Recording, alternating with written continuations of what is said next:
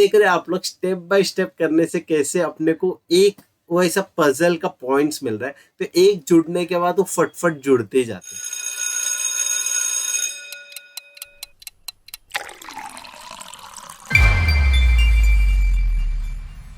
Hello guys, welcome to your favourite educational channel B school bro. और आज हम सीखेंगे पार्ट 2 ऑफ मैट्रिक्स अरेंजमेंट। तो मैं उम्मीद करता हूँ कि आप लोगों ने पार्ट 1 देखा होगा मैट्रिक्स अरेंजमेंट का, और अगर नहीं देखा है तो मैं ऊपर आई सेक्शन में डाल देता हूँ। तो पार्ट 1 ऑफ मैट्रिक्स अरेंजमेंट में अपन ने डबल स्टैकिंग देखा था कि जो लीनियर अरेंजमेंट में सिंगल स्टैकिंग करते थे, वही जगह पे मैट्रिक्स अरेंजमेंट में डबल स्टैकिंग सीखा था। और ये तो फर्स्ट और सेकंड क्वेश्चन का हुआ था। फिर जब थर्ड और फोर्थ क्वेश्चन किए थे, तब अपन ने ट्रिपल स्टैकिंग के क्वेश्चंस भी टैकल किए थे। और जो फोर्थ क्वेश्चन था पार्ट 1 का, वो बहुत ज्यादा डिफिकल्ट था और वो बहुत चैलेंजिंग लेवल के क्वेश्चन थे। तो वैसे ही चैलेंजिंग लेवल के क्वेश्चन भी ये वाली वीडियो पे लेके आया हूँ, जहां पे अपन करेंगे टोटल 3 क्वेश्चन टैकल। तो टोटल 3 क्वेश्चन जो होगा वो टैकल हो जाएगा, और उसमें से 2 क्वेश्चन जो है फर्स्ट और सेकंड क्वेश्चन, वो रियली बहुत चैलेंजिंग हो जाएगा। और थर्ड क्वेश्चन जो है वो काफी इजियर रहेगा, थोड़ा सा कंसेप्चुअल बेस्ड क्वेश्चन रहेगा, लेकिन ज्यादा जो चैलेंजिंग नहीं होगा। इसके साथ साथ मेरे को 2 और रिकमेंडेशन आया है कि जिसके वीडियो बनाना है। पहला जो है वो है सॉल्यूशन टू रिडल एट 10, और दूसरा जो है नंबर्स एंड पीएनसी। तो पीएनसी यानी कि परम्यूटेशन एंड कॉम्बिनेशन, और नंबर्स का जो चैप्टर है इसके ऊपर वीडियो बनाने बोला है। और जो अपना रिडल का जो सीरीज आ रहा था, 30 रिडल्स का चैलेंज जो आ रहा था, उसके भी सॉल्यूशन पूछे गए। तो इसका तो एक वीडियो मैंने डाल दिया हूँ, लेकिन अभी वो ही मैं कंफ्यूज हो रहा हूँ कि मैट्रिक्स अरेंजमेंट और सीईटी पे फोकस करूँ कि रेडल पे फोकस करूँ। तो जिसने भी ये पूछा है सॉल्यूशन टू रेडल, मैं उनको बोलूंगा कि थोड़ा टाइम मेरे को ज्यादा देना। तो मैं उसके बाद ये जो सॉल्यूशन टू रेडल है इस पे फोकस करूंगा और फुल फ्लेज जो है इसका सॉल्यूशन लेके आऊंगा। टिल देन मेरे को थोड़ा टाइम दे दो, ताकि मैं नंबर्स एंड पीएनसी का जो वीडियो है वो बना दूं। ठीक है, तो आप लोगों का अनुमति के साथ साथ मैं आज का जो वीडियो है, आज का जो क्वेश्चन है वो टैकल करने की स्टार्ट कर। तो जल्दी से देखते हैं फर्स्ट क्वेश्चन क्या है। तो पढ़ते हैं अब फर्स्ट क्वेश्चन में क्या दिया है। Of the 6 teacher DRMTPL, each one is teaching. 6 subject है, 6 टीचर का नाम दिया है। फिर उसके बाद क्या बताया है, फिर एक टीचर जो है सैटरडे सिखाता है, मंडे, वेनसडे। तो ऐसे 6 दिन का भी नंबर दिया हुआ है। तो आप लोगों को 3 दिख रहा है कॉलम, क्या क्या बन रहा है। एक तो नेम है, फिर दूसरा जो है सब्जेक्ट है, और तीसरा जो है वो है डे, कि कौन से दिन सिखाएगा। तो ये हुआ अपना क्वेश्चन का जो है मेन कंसेप्ट या फिर जिस्ट ऑफ क्वेश्चन। तो ये इधर तक समझ में आ गया अपने को। फिर अभी क्वेश्चन डायरेक्ट देखते हैं। तो उसमें लिखा है which subject does L teach, और कहीं पे भी जो है कैनॉट बी डिटरमाइन नहीं आया है। तो हो सकता है कि इसका जो है करेक्ट और फिक्स्ड वैल्यू मिल जाएगा। फिर सेकंड क्वेश्चन देखते हैं। तो which lecture is held on Friday, इसमें अपने को कैनॉट बी डिटरमाइन दिख रहा है। फिर थर्ड और फोर्थ क्वेश्चन में भी जो है कैनॉट बी डिटरमाइंड ऐसा टर्म्स अपने को दिख रहा है। तो हो सकता है कि ये जो क्वेश्चन है इसका वन यूनिक सॉल्यूशन नहीं आएगा। तो इसके जो है मल्टीपल केसेस बन सकते हैं, और जो आंसर होगा वो डिफिकल्ट हो सकता है। तो ये वाला क्वेश्चन तो मैं फिर से एक बार बोल दूंगा कि मैं ऐसे स्टूडेंट रहता तो फर्स्ट गो में नहीं अटेम्प्ट करता था, और पूरे जो 200 क्वेश्चन देख लूंगा, उसके बाद ऐसे वाले क्वेश्चन को मैं टैकल करने की कोशिश करूँ। तो ये बताते हुए चलो जल्दी से देखते हैं इसका सॉल्यूशन क्या होगा। तो देखते हैं कि कैसे लिखना है। पहले तो अपने को पता है 3 कॉलम बनेगा। एक तो है नेम का, और दूसरा जो है वो हो जाएगा सब्जेक्ट का, और तीसरा जो है वो हो जाएगा डे का। तो यहाँ तक समझ में आया। और एक और चीज जो मैं पिछले वाले वीडियो में जो बताना भूल गया, वो ये था, बच्चे लोग क्या करते हैं, नेम, सब्जेक्ट और डे लिखने के बाद नेम में पूरा डाल देंगे, DRM, और ऐसा ऐसा फिल कर देंगे। फिर उसके हिसाब से उन लोग सब्जेक्ट और जो डे है उसको बिठाने की कोशिश करेंगे। और मैं बोलूंगा कि ये एकदम रॉन्ग अप्रोच है क्वेश्चन करने का, कि ऐसे वाले अप्रोच से कभी भी क्वेश्चन मत सॉल्व करना। क्योंकि लॉजिकल रीजनिंग का क्वेश्चन अगर ऐसे सॉल्व करोगे आप लोग कि पहले एक कॉलम फिक्स करके उसका डेटा दूसरे कॉलम पे फिल करते जाओगे, तो आप लोग का जो डिफिकल्टी लेवल है वो बहुत ज्यादा बढ़ने वाला है। मैं एज ए स्टूडेंट भी पहले वो ही करता था कि एक कॉलम फिक्स कर देता था, नेम का कॉलम फिक्स कर देता था, और सब्जेक्ट और डे को वो नेम के कॉलम से अटैच करने की कोशिश करता था। लेकिन फिर मेरे को पता चला कि वो बहुत डिफिकल्ट होता है और वैसे सॉल्व करना क्वेश्चन बहुत ज्यादा टफ हो जाता है और टाइम कंज्यूमिंग होता है। तो मैं मेरे सारे स्टूडेंट्स को बोलूंगा कि वैसे प्लीज वैसे जो मेथड है वो फॉलो मत करना, और स्टेप बाय स्टेप जो पॉइंट दिया हुआ है उसके थ्रू सॉल्व करने की कोशिश करना। ठीक है, तो अभी देखते हैं फर्स्ट पॉइंट क्या दिया हुआ है। तो फर्स्ट पॉइंट दिया है, D teachers math and gives a lecture on Saturday.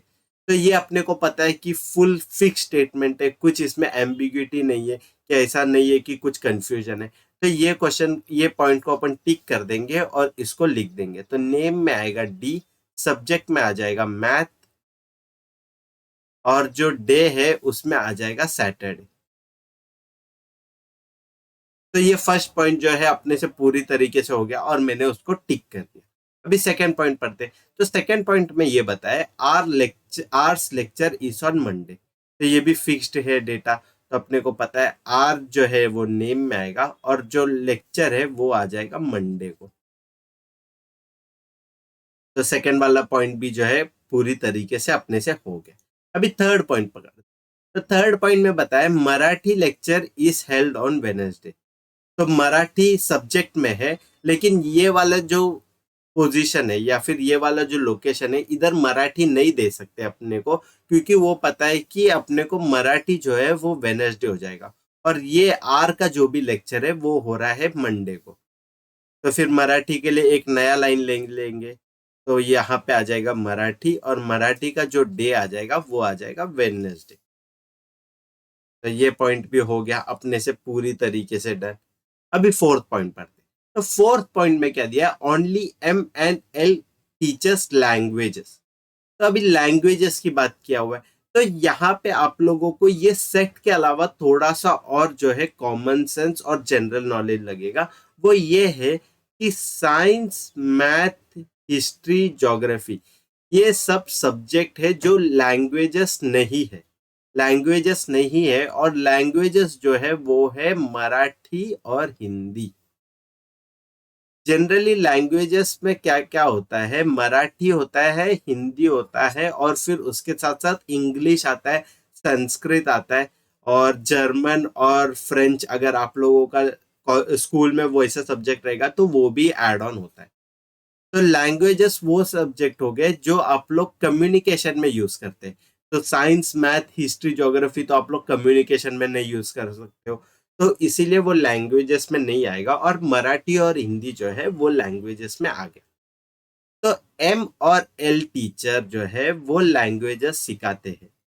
तो ये वाला जो पॉइंट है मैं इसको होल्ड पे रख दूंगा। अभी मैं मेरे दिमाग में रख दूंगा, या फिर मैं कहीं पे लिख भी देता हूँ कि एम और एल जो है इन लोग सिखाते हैं हिंदी और मराठी। ठीक है, ये वाला पॉइंट जो है फोर्थ पॉइंट को मैंने डॉट लिखा है, और उसका जो वैल्यू है मैंने टेबल पे अब तक नहीं उतारा है। अभी पढ़ते हैं फिफ्थ पॉइंट। तो फिफ्थ पॉइंट में ये बताया कि else lecture is on Tuesday. तो एल जो टीचर है उसका लेक्चर है ट्यूसडे के लिए। तो अपना 3 डे तो यूज हो गया, तो अभी फोर्थ डे में लिखना पड़ेगा ट्यूसडे, और उसको जो सर है उनका नाम रहेगा एल। यहां तक समझ में आया। और अभी अपने को पता है एम और एल जो है वो हिंदी और मराठी सिखाता है, ये पता है। और एल और मराठी जो है ऊपर नीचे हो गया। तो एल के पास क्या ऑप्शन बचा, एल के पास हिंदी का ही ऑप्शन बचा ना, क्योंकि एम और एल जो है हिंदी और मराठी सिखाते हैं, और एल जो है वो मराठी नहीं सिखाता है, ये पता चल गया। तो एल मराठी नहीं सिखाता है, तो एल क्या सिखाएगा, हिंदी, बरोबर। और मराठी जो है वो सिखाएगा एम। यहां तक सब समझ में आया। ये देखो, तो अभी ये फोर्थ और जो थर्ड फिफ्थ पॉइंट है ये आपस में लिंक्ड है। तो ये आप लोग को कैसे पता चला, जब आप लोग ने टेबल पे बनाने लग गए तब समझ में आया।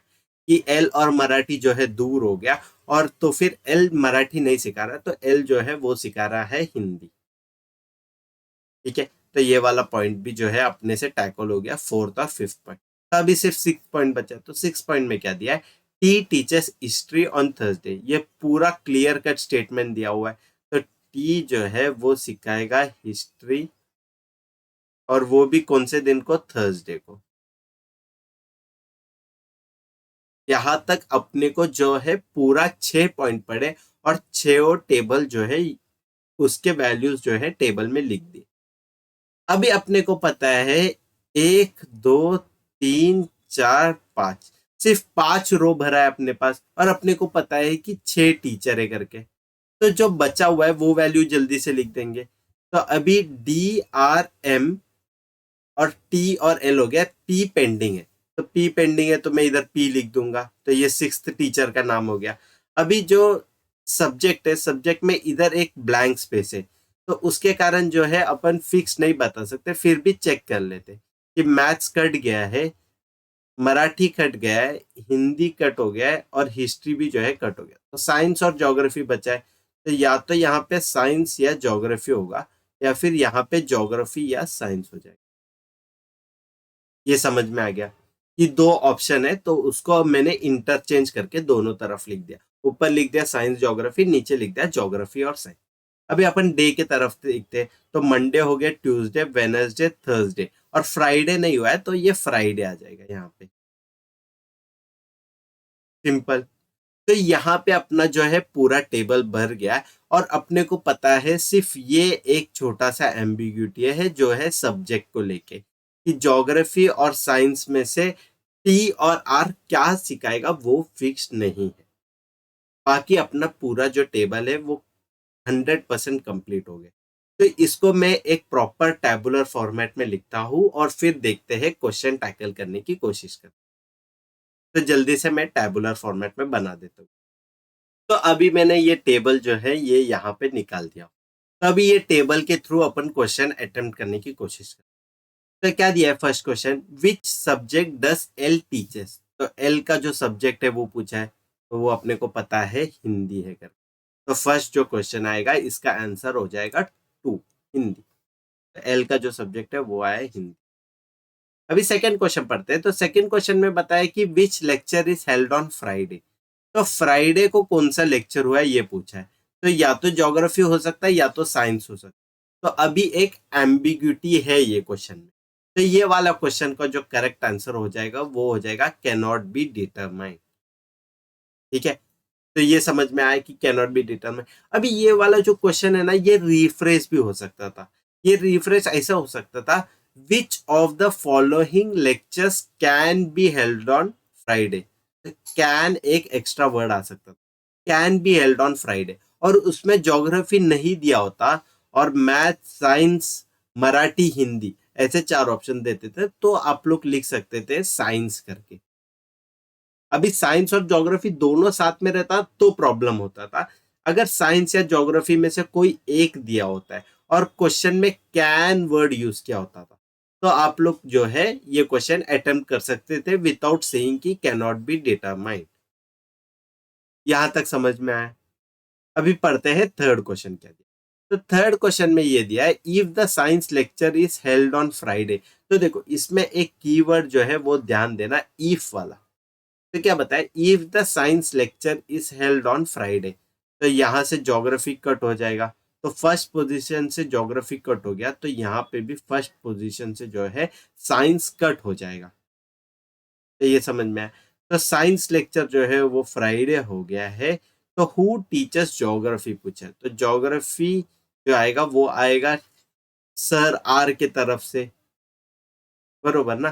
तो ये वाला जो थर्ड क्वेश्चन है उसका ऑप्शन आ जाएगा 3R। अभी फोर्थ क्वेश्चन पढ़ते हैं और लास्ट क्वेश्चन पढ़ते हैं, हु टीचर्स साइंस। तो हु टीचर्स साइंस में अभी जो है पिछले वाले क्वेश्चन का जो डेटा है वो यूज मत करना, until and unless it's given या फिर इट इज स्टेटेड। तो अगर लिखा हुआ है you can take data from the previous question, तो ऐसा है तो वेल एंड गुड, तो आप लोग बोल सकते हो कि पी जो है वो साइंस सिखा रहा है। लेकिन अगर वैसा नहीं दिया है कि data can not be taken from the previous question या फिर ऐसा स्टेट नहीं किया है, तो आप लोग को ये वाले क्वेश्चन का जो करेक्ट आंसर आ जाएगा वो आ जाएगा CBD can not be determined. तो उम्मीद करता हूँ कि ये वाला क्वेश्चन जो है अच्छे से समझ में आया होगा और आप लोग का जो मैट्रिक्स अरेंजमेंट में जो कंसेप्ट है वो स्टेप बाय स्टेप जो है ग्रो होता हो। तो without wasting much time, let's focus into the next question. तो चलो दोस्तों देखते हैं ये वाला क्वेश्चन। ये वाला क्वेश्चन भी बहुत ट्रिकी है, बहुत डिफिकल्ट है, मतलब इतना भी डिफिकल्ट नहीं लेकिन बहुत अच्छे लेवल का क्वेश्चन है, जो आप लोगों को थोड़ा माइंड जो है उसको स्ट्रेस देना पड़ेगा, थोड़ा स्ट्रेस दोगे तो ही आंसर निकलेगा। तो देखते हैं ये वाला क्वेश्चन क्या है। तो क्या बताया क्वेश्चन में, 5 men from different cities have different occupation. तो 5 लोग है तो उनका नाम आ जाएगा, फिर उनके पास 5 अलग अलग जगह से है तो वो जगह का नाम आएगा, और तीसरा जो आएगा वो आ जाएगा ऑक्यूपेशन। तो ये 3 डेटा जो है ये अपने को पता चल गया है करके, और फिर उसके बाद जो है डेटा दिया हुआ है 6 पॉइंट में, तो यहाँ हो गया। फिर उसके बाद क्वेश्चन देखते हैं। तो क्वेश्चन में क्या दिया है, हु इज फ्रॉम नासिक, और CBD नहीं दिख रहा है। What is the occupation of Chintu, CBD नहीं दिख रहा है। हु इज फ्रॉम मुंबई नहीं दिख रहा है। What is the occupation of Ajay, CBD नहीं दिख रहा है। तो कहीं पे भी CBD नहीं दिख रहा है, तो वन यूनिक सॉल्यूशन जो है वो ये क्वेश्चन गारंटीड देगा। तो ऐसे वाले क्वेश्चन तो मैं ऐसे स्टूडेंट रहता हूँ तो डेफिनेटली फर्स्ट अटेम्प्ट में करने की कोशिश करता था, क्योंकि अपने को यहाँ पे कोई एम्बिग्यूटी नहीं दिखेगा पिछले क्वेश्चन जैसे। तो ऐसे वाला क्वेश्चन तो मेरा फर्स्ट अटेम्प्ट रहता है कि सॉल्व करने का, और ऐसे वाले क्वेश्चन में अगर 8 मिनट भी लग जाएगा तो कोई प्रॉब्लम नहीं है, क्योंकि नंबर ऑफ क्वेश्चन जो टैकल करना है वो है 5 क्वेश्चन। तो जब 5 क्वेश्चन टैकल करना है और 8 से 10 मिनट में अपने को ऐसे बड़े क्वेश्चन सॉल्व हो जा रहे, तो बहुत टाइम आप लोगों का जो है बच जाता है। तो देखते हैं कि ये वाले क्वेश्चन का सोल्यूशन कैसे निकालते हैं। तो करते हैं ये वाला क्वेश्चन का डिटेल एनालिसिस और देखते हैं कि जो अपना टेबल है उसका वन यूनिक सॉल्यूशन कैसे निकालना है। तो पहले तो 3 कॉलम बनेगा। तो 3 कॉलम का जो हेडिंग हो जाएगा वो हो जाएगा नेम, फिर उसके बाद सिटी, और तीसरा जो हो जाएगा ऑक्यूपेशन। तो अपने को पता है नेम होगा, सिटी होगा, ऑक्यूपेशन होगा। तो अपने को 3 हेडर जो है वो मिल गया, और अपने को पता है ये तो 3 कॉलम हो गया, और रो जो बनेगा वो बनेंगे 5।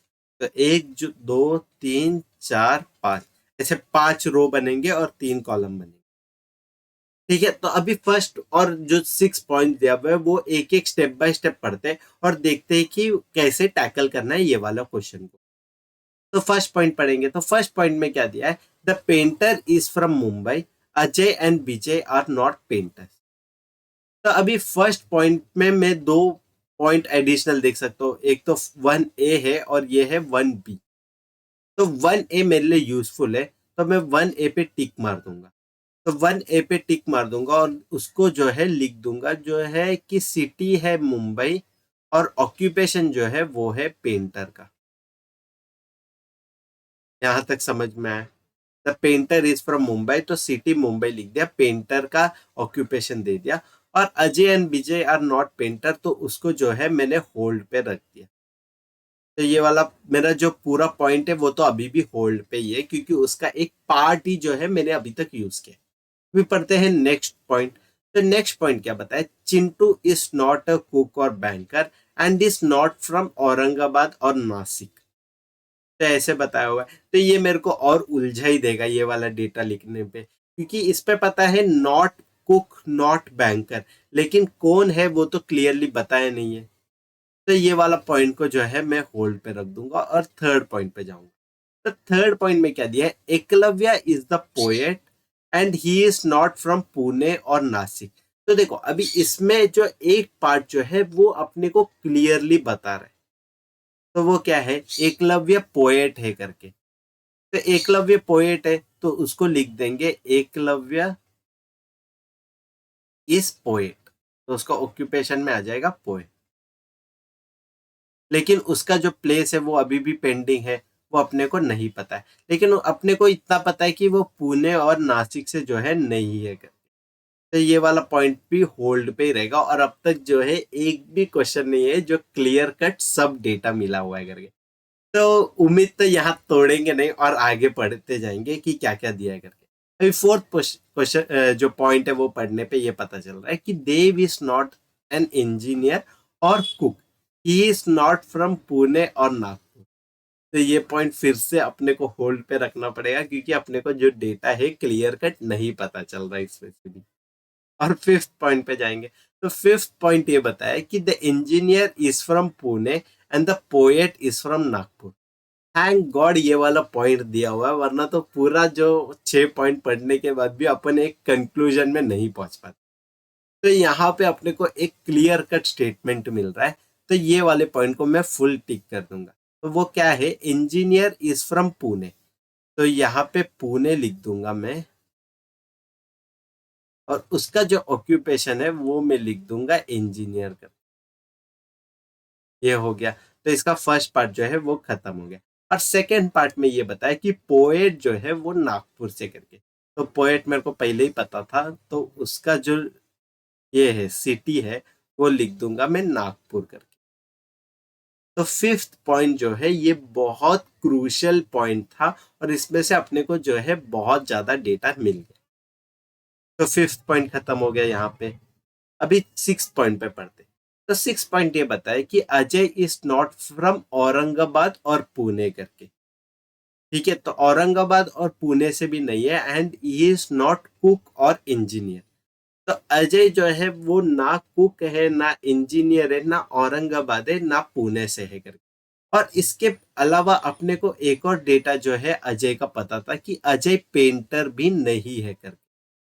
तो पेंटर नहीं है, पोएट तो कोई हो नहीं सकता क्योंकि वो पहले ही एकलव्य ने जो है वो पोजीशन जो है होल्ड कर दिया। तो पेंटर नहीं है, और फिर उसके साथ साथ क्या नहीं है, कुक और इंजीनियर भी नहीं है बोल रहे। तो कुक आ जाएगा यहाँ पे। तो चार में से कोई भी नहीं है अजय, तो अजय हो जाएगा ये फिफ्थ वाला बंदा, बरोबर ना। क्योंकि अजय जो है ना इंजीनियर है ना कुक है, तो इंजीनियर और कुक में या नेम में अजय नहीं आ सकता है। और फर्स्ट पॉइंट से बताया कि वो पेंटर भी नहीं है करके। तो पेंटर भी नहीं है, तो ये वाला फर्स्ट नेम का जो पोजीशन है वो भी अजय नहीं ले सकता है। तो अजय के लिए जो बचा है वो है फिफ्थ पोजीशन। तो अजय का नाम आ गया इधर। और अजय का अभी प्लेस फाइंड आउट करने की थोड़ी सी कोशिश कर। तो जो प्लेस है वो बताए कि औरंगाबाद और पुणे से नहीं है करके। तो यहाँ पे औरंगाबाद और पुणे नहीं आएगा, तो औरंगाबाद जो है ऊपर आ जाएगा, बरोबर ना। क्योंकि औरंगाबाद, पुणे, नागपुर, मुंबई ये चार में से अजय नहीं हो सकता, बरोबर। तो यहाँ पे एक ही जगह बचा था, और वो मेरे हिसाब से शायद नासिक था, बरोबर। तो नासिक यहाँ पे आ जाएगा। तो अजय नासिक से है ये पता चल गया। और अभी ऑक्यूपेशन भी अपने पास 5 है, और उसमें से 4 जो लोकेशन है फिल हो चुका है। तो एक की जो लोकेशन है वो बचा हुआ है, और वो भी मेरे को पता है बैंकर से फिल होने वाला है करके। तो यहाँ पे बैंकर आ गया। तो देख रहे हैं आप लोग, स्टेप बाय स्टेप करने से कैसे अपने को एक वैसा पजल का पॉइंट्स मिल रहा है। तो एक जुड़ने के बाद वो फटफट जुड़ते जाते हैं। तो अपने को अभी जो अजय का है पूरा डेटा मिल गया। तो सिक्स पॉइंट जो है मैं टिक कर सकता हूँ।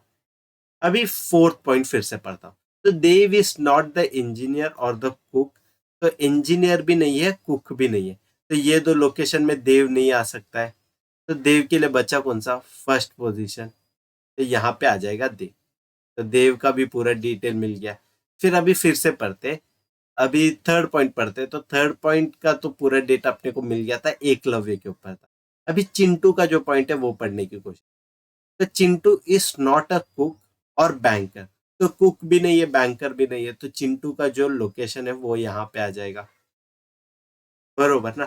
तो अभी क्या हुआ है, ए बी पेंडिंग है, तो यहाँ पे आ जाएगा बीजे। तो ए बी सी डी ये सब हो गया, और अपना जो पूरा टेबल है वो 100% फिल हो गया। अब देख रहे हो, पॉइंट नंबर 5 तक मैं ऐसे स्टेज में था कि ये वाला जो टेबल है मेरे को इम्पॉसिबल लग रहा था सॉल्व करने के लिए।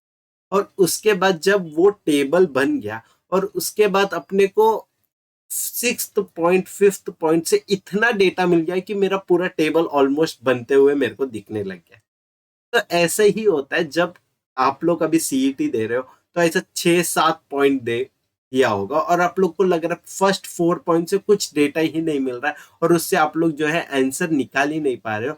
तो उम्मीद मत छोड़ना, होप्स रखना, क्योंकि ऐसा एक पॉइंट आप लोग को दिख जाएगा और वहां से बहुत ज्यादा डेटा आप लोग को जो है मिलते जाएगा और जुड़ने लगेगा और आपका जो पूरा टेबल है वो फिल हो जाएगा। तो उम्मीद करता हूँ कि ये वाला क्वेश्चन आपको अच्छे से समझ में आया होगा। और अगर आप लोग को हमारा कंटेंट वगैरह अच्छा लग रहा है और मेरा जो टीचिंग स्टाइल है वो अच्छा लग रहा है, तो प्लीज लाइक शेयर सब्सक्राइब करना हमारे चैनल को और हमारा जो चैनल है उसको ग्रो होने में मदद करना। ठीक है, ये बताते हुए ये टेबल भी बन गया, तो जल्दी से ये वाला क्वेश्चन जो है टैकल करने की कोशिश कर। तो फर्स्ट क्वेश्चन क्या है, who is from Nashik, Nashik से कौन है, अजय है। तो फर्स्ट का जो आंसर आ जाएगा वो आ जाएगा Ajay. What is the occupation of Chintu, तो चिंटू का ऑक्यूपेशन क्या है पूछा। चिंटू का ऑक्यूपेशन जो है इंजीनियर है। ठीक है, ये भी हो गया। फिर अभी थर्ड क्वेश्चन जो है ऊपर थे, who is from Mumbai, Mumbai से कौन है, देव है। तो इसका आंसर आ जाएगा डी, देव। अभी फोर्थ क्वेश्चन पढ़ते हैं, what is the occupation of Ajay. तो ऑक्यूपेशन ऑफ अजय क्या है, बैंकर है। तो ये आ जाएगा बी। एंड लास्ट क्वेश्चन जो है, हु इज फ्रॉम पुणे पूछा गया है और पुणे से जो है वो है चिंटू। तो इसका आंसर आ जाएगा सी। तो उम्मीद करता हूँ कि आप लोगों को जो है ये सारा क्वेश्चन जो है अच्छे से समझ में आया होगा। और ये जो क्वेश्चन पे जो आप लोगों को डिफिकल्टी दिख रहा होगा वो as a student as a teacher मैंने भी फेस किया था कि लाइक 5 पॉइंट जो है मैं पढ़ के कुछ भी डेटा जो है कॉन्क्रीट नहीं निकाल पा रहा था। तो उम्मीद करता हूँ कि ये वाला क्वेश्चन जो है आपको अच्छे से समझ में आया। और विदाउट वेस्टिंग मच टाइम जल्दी से देखते हैं नेक्स्ट क्वेश्चन, जो काफी सिंपल है। मतलब इतना तो डिफिकल्ट नहीं था, लेकिन एक इंटरेस्टिंग सा क्वेश्चन है और वो देख लेंगे और उसके बाद जो है आज का वीडियो रैप अप। तो देखते हैं वो वाला क्वेश्चन क्या है। तो पढ़ते ही ये वाला क्वेश्चन क्या दिया करके। तो इसमें ये बताया कि 6 दोस्त है, there are 6 friends ABCDEF and 6 different engineering field से वो लोग। तो 6 जने और 6 अलग अलग फील्ड बताए इंजीनियरिंग का। तो उसके बाद 5 क्वेश्चन है शायद, 1 2 3 4 5। तो 5 क्वेश्चन है और डेटा पूछा है कि इलेक्ट्रिकल इंजीनियर कौन है, और करके डेटा दिया हुआ है कि ए और बी या ए और सी ऐसा करके दिया। तो देखते हैं कि थोड़ा एम्बिग्युइटी दिख रहा है अपने को क्वेश्चन में कि कैनॉट बी डिटरमाइन नहीं है, लेकिन और करके स्टेटमेंट दिया हुआ है। सेकंड वाले में भी मेरे को और दिख रहा है, थर्ड वाले में भी और दिख रहा है, फोर्थ में भी और फिफ्थ वाला जो है उसमें एक अलग ही क्वेश्चन पूछा है कि as profession cannot be the following except. तो मतलब ए का जो प्रोफेशन है वो क्या है वो ही पूछा गया है, लेकिन थोड़ा उलझा के पूछा गया है कि क्या नहीं हो सकता है ऐसा करके।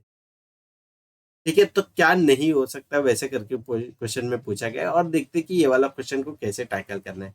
नहीं, रुको एक और वर्ड में पढ़ता हूँ, as profession can not be the following except. तो मतलब सॉरी, ये क्वेश्चन भी डिफिकल्ट नहीं है, ए का क्या होगा प्रोफेशन वो ही पूछा गया और सिंपल क्वेश्चन। तो देखते हैं ये वाले क्वेश्चन को कैसे टैकल कर। तो देखते हैं ये वाले क्वेश्चन का कैसे निकालना है सॉल्यूशन का। तो पहले तो 2 कॉलम बनेंगे, एक तो नेम का और दूसरा जो कॉलम बनेगा वो हो जाएगा बीई, मतलब उनका इंजीनियरिंग जो है उसका बैकग्राउंड क्या है। तो 2 कॉलम बनेगा और 6 रो बनेंगे, तो 1 2 3 4 5 6। मैं अभी भी ये चीज पे एम्फोसिस करना चाहूंगा कि आप लोगों को नेम दिया है तो प्लीज लिखते मत जाना ABCDEF करके, ऐसा लिखो मत ने और उसके बाद बी का वैल्यू लगाने लगो, वैसा मत करना। और स्टेप बाय स्टेप क्वेश्चन पढ़ने के वक्त जैसे जैसे वैल्यू आता है उसके हिसाब से सॉर्ट करने की कोशिश करना। ठीक है, तो अभी पढ़ते हैं फर्स्ट पॉइंट क्या है। तो फर्स्ट पॉइंट क्या बताया, A is not an electrical engineer. Not वाला स्टेटमेंट है, तो नॉट वाले स्टेटमेंट को मैं जनरली होल्ड पे ही रखता हूँ और सेकंड वाला क्वेश्चन जो है वो पढ़ूंगा, सेकंड पॉइंट जो है वो पढ़ूंगा।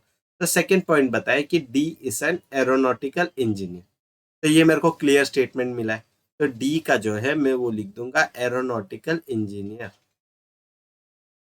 तो सेकंड पॉइंट जो है मेरा फुल्ली तरीके से हो गया। अभी थर्ड पॉइंट पढ़ूंगा तो थर्ड पॉइंट में क्या बताया, C and E are not electrical engineer, तो ऐसा बताया। तो ये वाला पॉइंट भी, नॉट वाला जो पॉइंट होता है वो उसको पहले होल्ड रखते हैं, पहले सारा पॉइंट पढ़ते हैं, फिर उसके बाद ये नॉट का क्या करना है वो देखते हैं, तो ये भी होल्ड पे जाएगा। और फोर्थ पॉइंट जो है वो क्लियर कट बताया कि F is an electrical engineer, F is an electrical नहीं, F is a computer engineer, तो एफ को जो है कंप्यूटर इंजीनियर सीई का डिग्री दे देंगे, तो ये भी हो गया।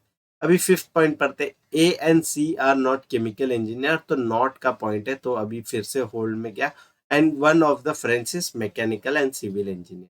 तो देखो अभी पूरा जो 6 पॉइंट है वो पढ़ लिया, और अपने को इसमें से पता चला कि 2 फिक्स्ड वैल्यू ही मिल रहा है करके, और बाकी को कुछ भी फिक्स्ड वैल्यू नहीं मिल रहा है।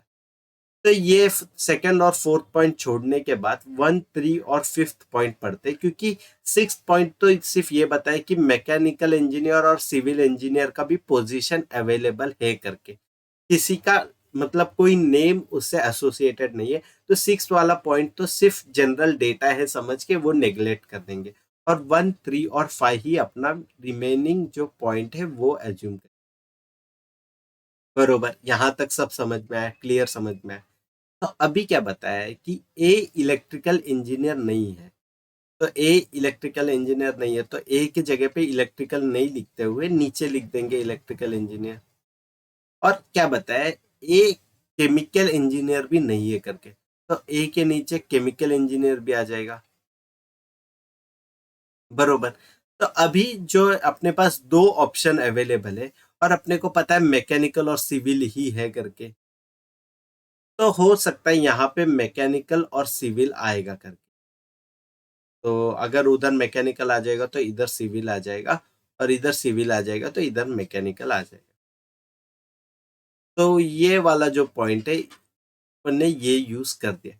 अभी इसके बाद सी भी केमिकल इंजीनियर ने ये बताया, तो सी के जगह पे केमिकल नहीं आएगा, और यहाँ दो केमिकल इंजीनियर आ सकता है, केमिकल इंजीनियर नहीं, सी का जो पोजीशन है वो या तो यहाँ आ सकता है या तो यहाँ आ सकता है, ये एक हो गया।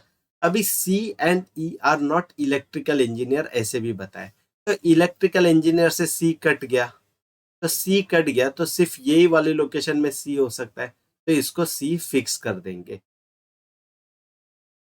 बरोबर, ये समझ में आया। और ई जो है, ई भी इलेक्ट्रिकल इंजीनियर नहीं होएगा, मतलब ई का जो लोकेशन है वो यहाँ आ जाएगा, तो ई इलेक्ट्रिकल इंजीनियर नहीं है तो उसके नीचे लिख दिया, क्योंकि ये वाला जगह पे है, ई नहीं लिख सकते। तो अभी क्या क्या बचा है, ए हो गया, बी ही पेंडिंग है, तो बी आ जाएगा यहाँ पे, सी डी ई एफ बाकी सब यूज हो गया अपना। तो देखो एक टेबल बन गया, लेकिन इसमें छोटा सा एम्बिग्यूटी है जो है मैकेनिकल और सिविल को लेके। तो मैक और सिविल का जो है उस पर थोड़ा सा कंफ्यूजन है कि कौन कहाँ पे आएगा करके।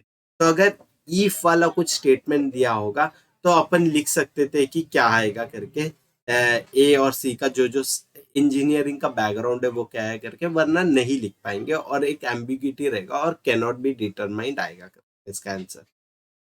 तो अभी इसको मैं एक टेबल फॉर्मेट में लिखता हूँ, और पिछले वाले जो स्लाइड है उसमें रख के अपन जो क्वेश्चन टैकल करने की कोशिश करते हैं। तो अभी ये टेबल के बेसिस पे चेक करते हैं कि क्या क्या सोल्यूशन आएगा ये वाले क्वेश्चन। तो फर्स्ट क्वेश्चन क्या दिया है, हु इज इलेक्ट्रिकल इंजीनियर, तो इलेक्ट्रिकल इंजीनियर कौन है, बी है अपने को पता। तो फर्स्ट वाले जो क्वेश्चन है उसका आंसर आ जाएगा 2। तो सेकंड क्वेश्चन क्या है, हु इज केमिकल इंजीनियर, तो केमिकल इंजीनियर कौन है, ई है, तो इसका आंसर आ जाएगा 3E। थर्ड क्वेश्चन क्या है, हु इज मैकेनिकल इंजीनियर, तो मैकेनिकल इंजीनियर या तो ए हो सकता है या तो सी हो सकता है, तो अभी तक जो है फिक्स नहीं है। तो जो मैकेनिकल इंजीनियर का जो क्वेश्चन का आंसर आ जाएगा वो ए या सी में से आ जाएगा, तो ऑप्शन नंबर 4 होगा करेक्ट आंसर। अभी फिर फोर्थ क्वेश्चन पढ़ते हैं। तो फोर्थ क्वेश्चन में क्या दिया, what must be the profession of C, तो सी का जो प्रोफेशन है वो पूछा है, वो तो या तो सिविल हो सकता है या तो मैकेनिकल हो सकता है, तो सिविल या मैकेनिकल हो सकता है, तो ऑप्शन नंबर जो है 5 आ जाएगा करेक्ट ऑप्शन, क्योंकि वहां पे बताया मैकेनिकल और सिविल करके ऑप्शन।